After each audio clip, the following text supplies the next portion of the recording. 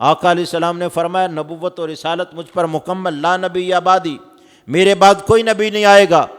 فرمائیں گے تو یاتی من بعدی ثلاثون کذابون، فرمایا وہ 30 مختلف ادوار میں کذاب آئیں گے، جھوٹے آئیں گے، ان میں سے ہر کوئی کہہ رہا ہوگا میں اللہ کا رسول ہوں، لیکن میری امت یاد رکھنا رسالت کا سلسلہ مجھ پر مکمل ہو چکا ہے۔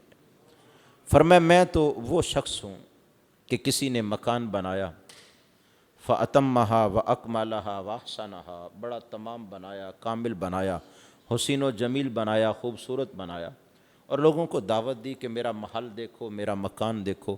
لوگ آئے، دیکھا، ہر چیز کی تعریف کی، کمال اس کا حسن ہے، اس کی فنشنگ اعلیٰ ہے، تمامیت بہت ہے، یہ اس بڑا خوبصورت ہے۔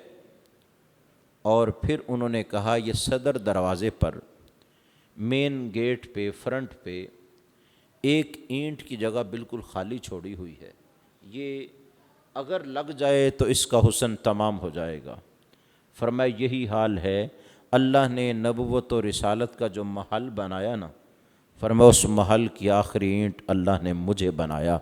جب میں اس میں داخل ہو گیا اور وہ زنجیر مکمل ہو گئی، وہ محل مکمل ہو گیا، اس کے بعد پھر کوئی کمی چھوڑی ہی نہیں۔ جب کمی ہی باقی نہیں تو پھر ضرورت کہاں سے محسوس ہوگی؟